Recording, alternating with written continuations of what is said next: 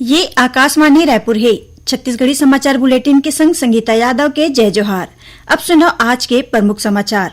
देश भर में विकसित कृषि संकल्प अभियान 29 ले 12 जून तक चलाया जाही।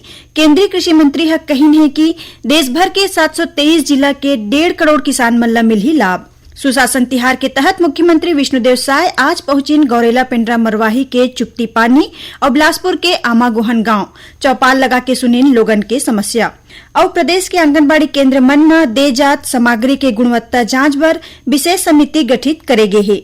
अब समाचार विस्तार ले।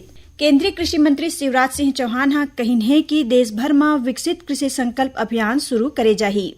ये अभियान ए महीना के 29 तारीख ले शुरू होही और 12 जून तक चलही।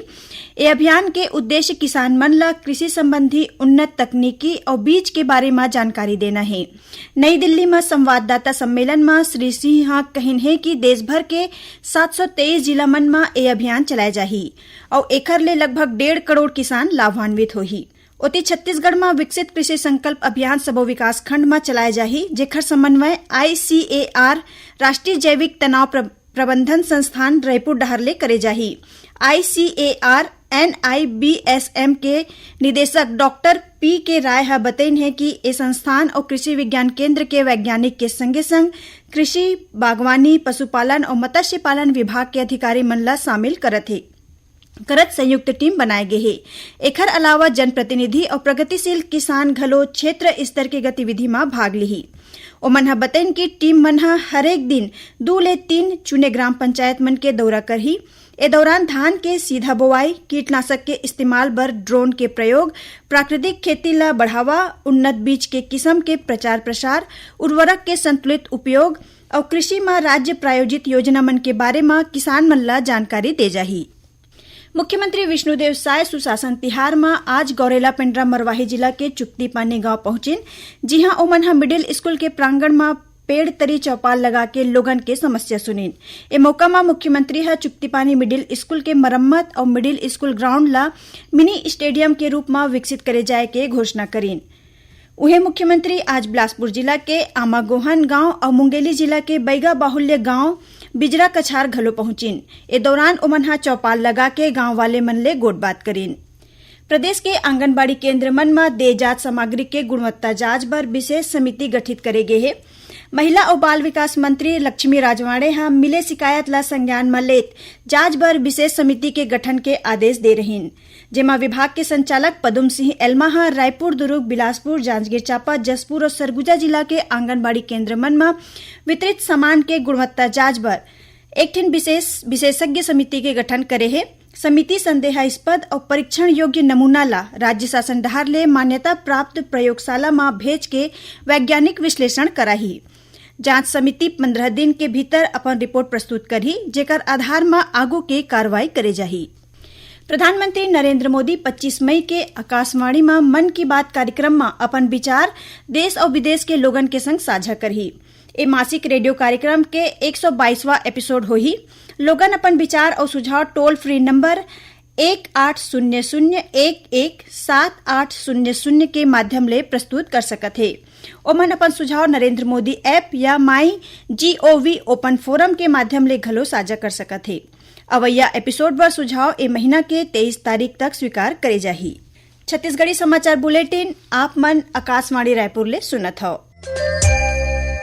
छत्तीसगढ़ के खबर ले है आपकी वास्ता और खबर के विश्वसनीयता ले है हमार वास्ता। आकाशवाणी समाचार रायपुर के प्रादेशिक समाचार बुलेटिन के संगे संग हमार समसामयिक कार्यक्रम आप रेडियो के संग अपन मोबाइल में घलो सुन सकत हो। आकाशवाणी समाचार फेसबुक, ट्विटर और यूट्यूब में घलो हावय। हमार फेसबुक पेज हरे Chhattisgarh news on AIR, Twitter handle CGAIR news और हमार यूट्यूब चैनल हरे छत्तीसगढ़ AIR न्यूज। तो अब रेडियो के संगे संग आपके मोबाइल के माध्यम ले हम आप तक पहुंचत हन। छत्तीसगढ़ के हर खबर पर सुनत रहो आकाशवाणी समाचार। अब आगू बाढ़बो बाचे समाचार कोती। वित्त मंत्री OP चौधरी हा काली सुकमा जिला के जगरगुंडा में समाधान शिविर में शामिल होके स्थानीय ग्रामीण मन ले मुलाकात करीन और ओखर समस्या के जानकारी लीन। ए मौका में वित्त मंत्री हा कहिन कि आज ले 25 साल पहली यहाँ के राज्य ग्रामीण बैंक ला माओवादी मन हा लूट ले रहीन।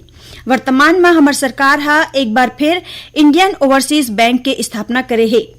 अब ग्रामीण और किसान के बैंकिंग काम जगरगुंडा में ही होही।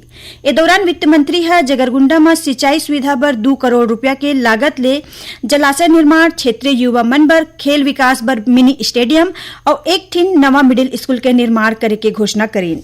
केंद्रीय पेट्रो रसायन अभियांत्रिकी और प्रौद्योगिकी संस्थान सीपेट के रायपुर इकाई डहार ले प्लास्टिक के क्षेत्र में रोजगार विषय पर आज एक ठिन कार्यशाला रखेगी।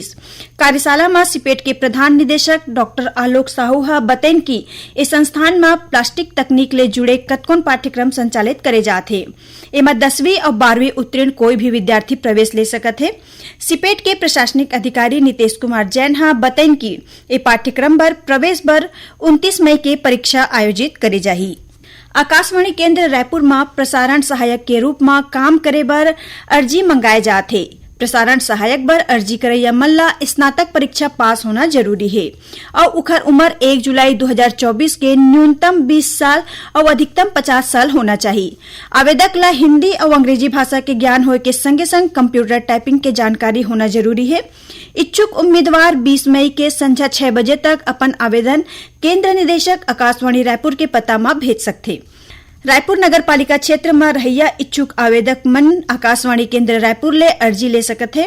पात्र उम्मीदवार मन के साक्षात्कार 22 मई के होही।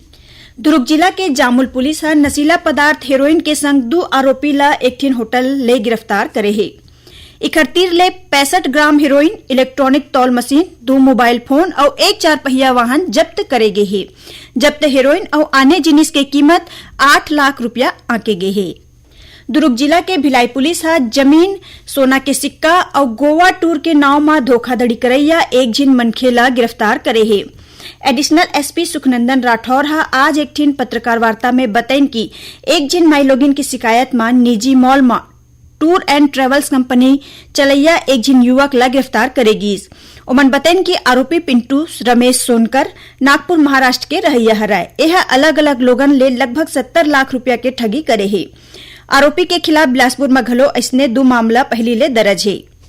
अब थोरकुन समाचार सार में छत्तीसगढ़ शराब घोटाला ले जुड़े मनी लॉन्ड्रिंग मामला में आरोपी अनवर ढेबर ला सुप्रीम कोर्ट हा जमानत दे दे है।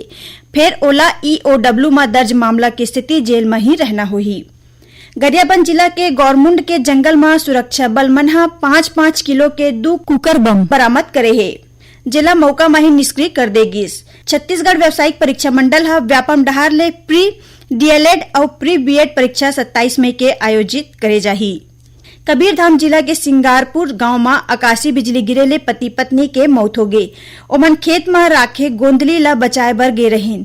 ओ बेरा बिजली गिरे रहीस। और कबीरधाम जिला में लालच दे के धर्मांतरण की शिकायत में एक आरोपी ला गिरफ्तार करे गए है। आखिर में प्रमुख समाचार एक घाव फेर देश भर में विकसित कृषि संकल्प अभियान 29 ले 12 जून तक चलाए जाही। केंद्रीय कृषि मंत्री हा कहिन है कि देश भर के 723 जिला के 1.5 करोड़ किसान ला मिलही लाभ। सुशासन तिहार के तहत मुख्यमंत्री विष्णुदेव साय आज पहुंचिन गौरेला पिंडरा मरवाही के चुक्ती पानी और बिलासपुर के आमागोहन गांव चौपाल लगा के सुनिन लोगन की समस्या। और प्रदेश के आंगनबाड़ी केंद्र मन में दे जात सामग्री के गुणवत्ता जांच बर विशेष समिति गठित करे गे है। एकरे संग छत्तीसगढ़ी समाचार बुलेटिन इहे सिरावत है। जय जोहार।